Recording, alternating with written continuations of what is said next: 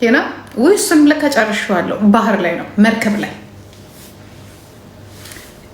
በእናት ወጣ አየህ አላየኛውን አገባን አንተ አየህ ካላየ ከኛ ገበያችን ከዩቲዩብና ከቲክቶክ አይደል ይሁን ነው አይዲያ ይብላይ ለእናንተ መስራት አይቻልም ልጆች ይዛችሁ መስራት አትቻሉም ስትባሉ ቀንና ማታው ለጨለመባችሁ ለዓለም ለተደፋባችሁ ይብላይ ለእናንተ መርከብ ላይ ኑሯችን ራስ መርከብ ላይ መሆን ያለበት ይሄን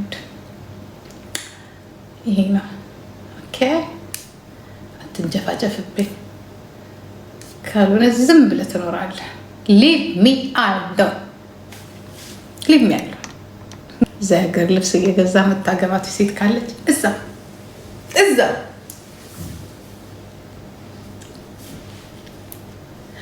ዝም ብለን እስከነበረባሱ ሲመጣ የምናቅፈው ከሆነ ከባድ ነው ራሱን ይለውጥ ከወርቅ ወደ ዳይመንድ ይግባ እከካ ታዚ ብቻ ወርቅ ዳይመንድ ግዛ ደብረ ብርሃን ላይ የሰጠው ገንዘብ ከፋኖች ገባሽ አይደለ በምስጋና ለዛውም የራሴን የልደቴን ገንዘብ ነው ላጣርግ ያውጥቼ የሰጠሁት ሰው ይሰጠኝ ገባሽ ስለማቀው ነው ራሴን የምስጋና ወረቀትም የተሰጠኝ ሰው ነኝ እነ ፔንኪለርም ምናምን ይምጡ ገባሽ የልደቴን ነው ገንዘብ ላጣው አርግ ያውጥቼ የሰጠሁት ማንንም የማይሰጠው $3000 አውጥቼ የሰጠሁት ወዳጆቼ እህት ወንድሞቼ ጊፍት የሰጡኝን ገንዘብ ነው ለአማራ ህዝብ ይተክማል ብዬ ሰጥቼ የምስክር ወረቀት ተሰጥቶኝ ተመስግኜ በፋኖቹ በምን የተመሰገንኩበት ነው እና እኔ በኩራት ለዛም ምለው ለምን ተከሽ በኩራት ነው ማወራው አይ ቲንክ የደብረ ብርሃን ምናምን ነው አይደለም የጀመረችው እኔ ደብረ ብርሃን ላይ የፈጸምኩት ሴራ ካለ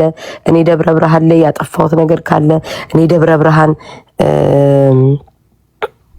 ገንዘብ በልቼ ካለ እርግፍ አርገሽ ለዚህ ማህበረሰብ አውጭ ለምን ይሄ አማራ ማህበረሰብ እኔን ማወቅ አለበት ብቋ በዚህ ህዝብ ስም ማጭበረብር ከሆነ መጥፎም ሰራ ከሆነ ይሄ ማህበረሰብ እኔን ማወቅ አለበት መጥፎነቴ ሴራዬ ተደብቆ መቀመጥ የለበትም መጋለጥ አለበት እስከ ማስረጃው ነው የምትፈልጊው ይታየ ሚስጥሩ እስከ ማስረጃው ነው ወይስ ማስረጃ ነው አይደል ለምን መሰለሽ እኔ ራሴንም እንድማርበት አቃለሁ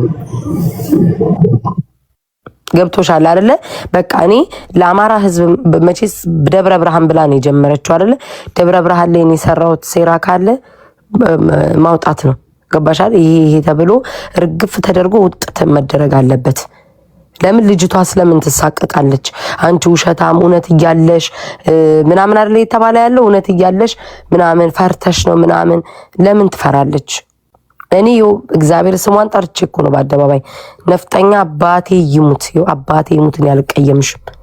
እኔ አልቀየምሽም ምንም እንዳይመስልሽ ኩርት ብለሽ ያለሽን ነገር ውጥት አድርጊ ለምንስ ያቺ ሄለን ትሰድብሻለች ለምን ትሰድብሻለች ምንም ባልሰራሽው ነገር የቤታ ሚስጥር ደበቅሽ ተብለሽ ብሎ ከምትደረጊ ከምትሰደቢ እርግፍ አርገሽ ውጥት አርገሽ ሚስጥሩን ተናገሪ በቃ እኔ ባልኩበት አንደበቴ እኔ ልፈርበት መገባሽ እኔ በቆይ በኩሩ ነው ማቀው እኔ በኩራት ቁርጥ ብዬ ደረቴን ነፍቼ ስለማቀው ገባሽ ለእናንተ ለአንዳንዶቻችሁ ግን ጥሩ አይደለም ገባሽ አይደል ጥሩ አይደለም እግዚአብሔርንም አንዳንዴ መፍራት ገባሻም ሰው ባትፈሪ እግዚአብሔርን መፍራት መልካም ነው ግን እኔ ምንም የሚያስፈራኝ የሚያስደነግጠኝ ሴት አይደለሁም ድራማውን ስላልፈለኩት ከልጅቱ ጋም ገባሽ መልካም ጊዜ እኔ ማሪ እኔ ውድ ብዬ ያሳለፍኳት ልጅ ናት ሞዴሬተር ያረኳት ልጅ ናት ላለመሰዳደብ ላለመመላለስ ነው ዝም እምለው ተረዳሽኝ አይደለ ዛሬ ወድሻለሁ ነገ እንዲናት ዛሬ ወድሻለሁ ነገ ከነጎዳ እንዲናት የሚል ካንደበቴ እንዲወጣ ስለማልፈልግ ነው አለቀ እንጂ እኔ እሷን አሁን ብዙዎቻችሁ አንዳንድ ኮሜንቶች ምን እንደሚያስቡ ታውቂያለሽ እኔ እሷን ሚስጥር እንዳታወጣብኝ ምናምን ብዬ ስትሰድበኝ መልስ ማልሰጣት ነው አይደለም ይሄው እኔ በራሴ አንደበት አውጪው ምንም ነገር መቀየምሽ ነገር የለም ብያታል እኔ በቤት አንደበት ገባሽ አልቀየምሽም ማንንም አይቀየምሽም ይሄ ህዝብ ማወቅ ስላለበት ነው ራሴ ነኝ ያልኳት የሚያስፈራም የሚያስደነግጠኝም ሰው አይደለሁም እኔ ያልኳትንም ካስከፈ አለ ፈለቀው ይለቅ የዳነው ይዳ ይህ እስካልመጣ ድረስ ኢትዮጵያ በብሔርተኝነት መለከፋ አይቆም።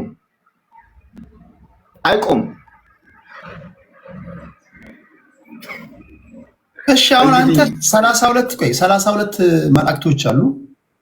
አንዳንዱ አንድ እግዚአብሔር ነው ያለው። አንተ 32 እግዚአብሔር ይዘህ እንዴት 32 እግዚአብሔር የያዘ ሰው 32 አምላክ የያዘ ሰው አንድ ብቻ ያዙ ሰዎች እንዴት ያሸንፈዋል? እንዴት መቆሚያ መቀመጫ ያሳጠዋል?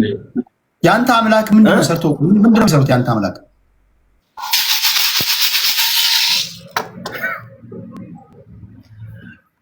አልገባኝም ጥያቄ። የአንተ መላእክቶች 32 አይን ያላቸው መላእክቶች ይሄ ሁሉ ግፍ ሲፈጸምብህ ምንድነው እየሰሩ ያሉት? ምንም ግፍ አልተፈጸመብኝ። እኔ በነገራችን ላይ እየተሰቃየሁ ነው እያልኩኝ አይደለም። ችግር ውስጥ እየገባሁኝ ነው እያልኩኝ አይደለም። ተሰቃይቻለሁ እያማረርኩ አይደለም። ይሄ የኢትዮጵያ ስቃይ ነው እያወራሁ ያለሁት፣ የኔን አይደለም። የኢትዮጵያ ያለችበት ትልቅ ስቃይ የማትወጣበት እሳት ውስጥ እኔ እውነቴን ነው የምነግርህ። እኔ አብይ ላይ ብቻ አይደለም የምፈርደው። ማንም መንግስት ቢሆን ይሄን ማንም ያስተካክለው በጣም ጀግና፣ በጣም የመጨረሻ ሂሮ መሆን አለበት። ሰሜን ኢትዮጵያ፣ ምዕራብ ኢትዮጵያ ብሎ ሲከፍለው በጣም ብዙ ህዝብ ሊያልቅ ይችላል። በጣም ለማንም ሰው ከባድ ነው ይሄ ነገር። በቃ የተፈጠረው መለስ የፈጠረው ስህተት ከባድ ነው። በመጀመሪያ ደረጃ ስህተቱ መለስ ጋር ነው የተፈጠረው። የማልዋሸው ነገር ነው። እኔ ዘረኛ ወይም የማይሆን አሳሰብ መስጠት አልፈልግም። መጀመሪያ ስህተቱ የመጣው መለስ ጋር። አሁን ይህንን ማነው ማስተካከል የሚችለው? አብይ እንዲያስተካክል መጀመሪያ መስማት አለብን። ሁለተኛ ደግሞ ኦሮሞ ጋር ያለው ችግር መስተካከል አለበት። ኦሮሞዎች ብልጽግናን ሰዎች እንዲጠላው አድርገውታል እንዴ! እኔ እንኳን ስንት ኦሮሞ ናቸው ያለውልን። ምን አገብ ማን ስለሆናችሁ ነው ለኔ የምትኖሩልኝ? ማንም ስለሆነ ሊኖርልኝ አይችልም። ራሱ ብልጽግና መልስ ሊሰጠኝ ይገባል እንጂ የብሔር መንግስት እኮ አይደለም ያለው። እኔ የብሔር መንግስት ነው ብዬ አላምንም። ስለዚህ ብልጽግና ይሄን ነገር ይፈትሽ፣ ራሱ ያስተካክል፣ ብሔርተኞችን መፍትሄ ይበልልን። የራሱ ጋር የተለጠፉ አንዳንድ ብሔርተኞች አሉ፣ እነሱን ያንሳ፣ ያስተካክል። ነገሮች እርቅ እንዲወርድ የሚፈልግ ከሆነ ሰላም ኢትዮጵያ ላይ እንዲመጣ ከሆነ በብሔር የተለጠፉ በተለይ ኦሮሞዎች ሆነው ብልጽግና የኛ ነው ብለው የተለጠፉትን መፍትሄ ይበልልን። ኢትዮጵያ የኦሮሞም የጉራጌም የትግሬም የአማራም የሁላችንም ነች፣ የደቡብም የሁሉም ነው። ለምንድነው የኦሮሞ ጊዜ መጣ ባለ ጊዜኛ ነን እያሉ እንደዚህ የሚደነፉ አንዳንድ ሰዎችን እያሰረም አይከተው? ለምንድነው የሚታገሰው? ለምንድነው ማያስረው? ለምንድነው እኛን ብቻ ሲያሯሩጥ የቆየው? ከሌሎችን ብሔሮች ለምንድነው ሌሎችን ብቻ ሲያሯሩጥ? ለምንድነው እነሱ እየተፈለገ? በእርግጥ አሁን አንዳንዶቹም ማሰር ጀምሯል። ትክክል፣ ጥሩ ነው፣ ይቀጥልበት። በዚህ መታሰር አለባቸው። ስለዚህ እያሰረ ከሆነ ታዲያ ቅሬታው ምንድነው ታዲያ? በደንብ ይቀጥልበት ነው። በደንብ ይቀጥል ነው። በመሄድ በሚገባው ፍጥነት አልሄደም። በደንብ ይቀጥልበት። ህዝቡ ከዛ እያመነ ይመጣል፣ እየወደደው ይመጣል። ይህን መንግስት እንደዛ ነው የሚሆነው። እንደዚህ ከሆነማ ብሎ መቃወም ያቆማል። ሰው እውነት ነው የሚያየው። እውነት አይቶ ነው የሚፈርደው። ሰው የውሸት አይደነፋም። ስለዚህ በዚሁ ይቀጥልበት። አሁን ጥሩ ጅማሮ ነው፣ ይቀጥልበት።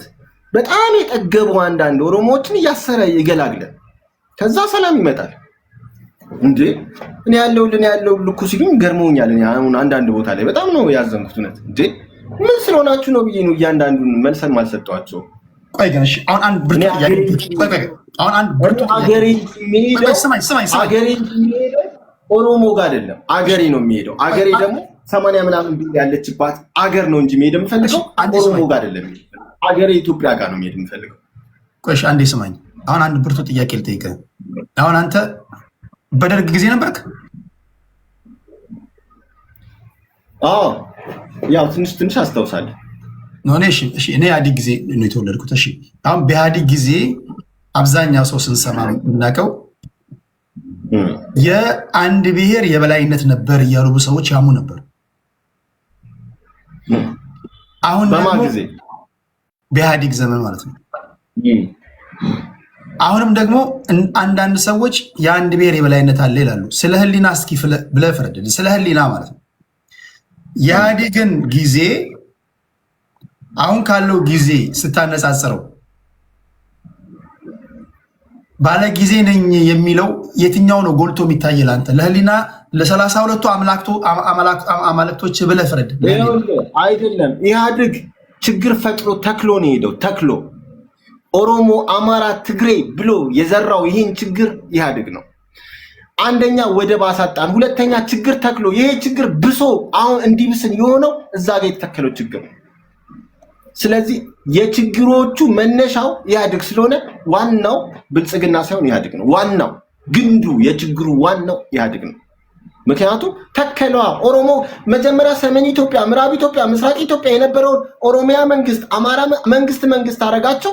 አሁን ኦሮሚያ ክልል ብትሄድ ያንቋል፣ ሌላ ክልል ብትሄድ እንደዛው ነው። ሌላ ሀገር ኢህአዴግ የፈጠረው ነው ማለት ነው። ዋናው ችግር እነመለስ የፈጠረው ነው።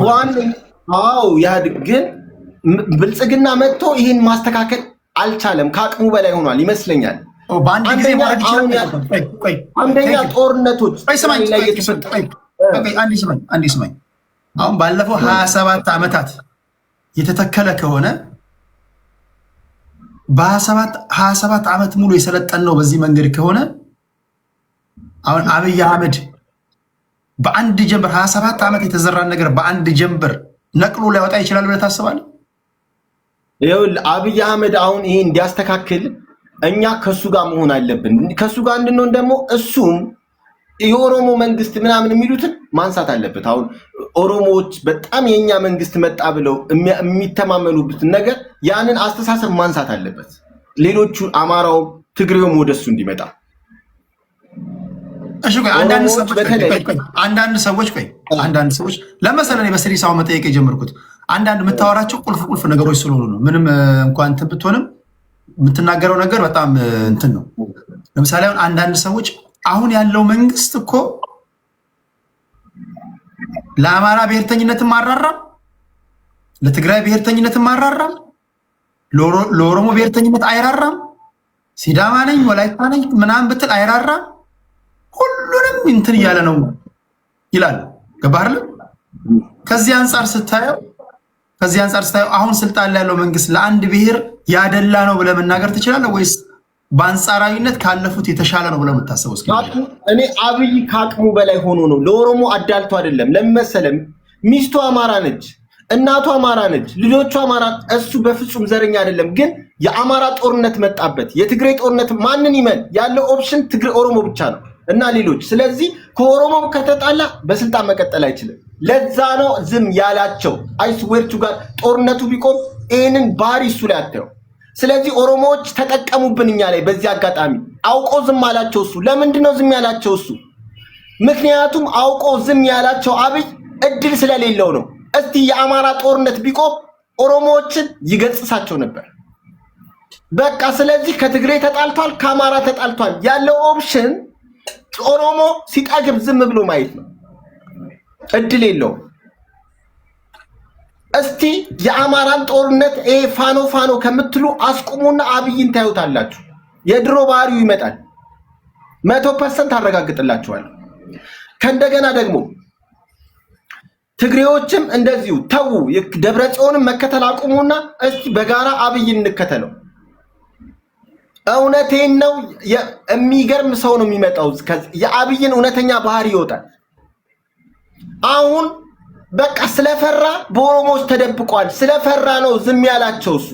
ኦፕሽን የለውም። ምን ያድርግ እስቲ ንገሩኝ። በእናንተ ቦታ ቢሆን ከአማራ ከተጣላ ምን ያድርግ? አውቆ ነው ዝም ያላቸው እንዴ? እናቱ እኮ ነች አማራ። ወንድ ልጅ ወደ እናቱ ነው እንዳይመስልን። እያንዳንድ የፈለገ ቢሆን ወንድ ልጅ ወደ አባቱ ሊሄድ ጡቱን ቢያጠበው ሁሉ ወደ አባቱ ሄደ። የምር ኦፕሽን ስላጣ ነው። እኔ አዳምጡኝ። የኦሮሞ እኔ በህልሜን ያየሁት የአማራን ጦርነት የለኮሰው ቲፒኤልኤፍ እንደሆነ በህልም አይቼ ዛሬ 3 ዓመት ተናግሬያለሁ። ይኸውላችሁ ይሄን ጦርነት እንዳታረጉ። ጦርነቱን የለኮሰው አብይ አይደለም። እነሱም ትጥቅ ይመልሱ አለ። አውቆ እነ ደብረጽዮን ትጥቅ ይመልሱ እኛም እናቆማለን አለ። አብይም በሞኝነት ሂዱ መልሱ ሲላቸው ጦርነቱ ተለኮሰ። ማን ነው ያቀነባበረው? ቲፒኤልኤፍ። ተንኮለኛ፣ እድሜ ልኩን ተንኮለኛ፣ እድሜ ልኩን የትግራይ አሁን ያለው የአማራ ጦርነት እንዲነሳ በማድረግ የራሱን ህዝብ ያስጨፈጨፈ ቲፒኤልኤፍ ነው። ኢትዮጵያን እንደዚህ ችግር ውስጥ የከተተ ቲፒኤልኤፍ ብሔርን በብሔር የከፈለ ስቃይ ያበላል። ኦሮሞ፣ አማራ፣ ትግራይ ብሎ ቲፒኤልኤፍ አውሬ። እሺ እንዴት ነው ጦርነት የሚቆመው? ስለዚህ ይህንን እውነት ሊያቅ ይገባል። የአማራ ህዝብ ይህን እውቀት እንዳወቀ ኢትዮጵያ ሰላም ይፈጠራል። ከዛ በኋላ አንድ ሆነን አሰብን እናገኛለን። በጣም በቀላሉ ነው ጦርነት። እሺ እንዴት ሊቆም እንደሚችል ንገረኝ። ጦርነቱ ሊቆም የሚችለው የቲፒኤልኤፍን የአማራን ጦርነት ያስነሳው ቲፒኤልኤፍ አማራን የሸወደው አብይ ሳይሆን ቲፒኤልኤፍ እንደሆነ ሊያቅ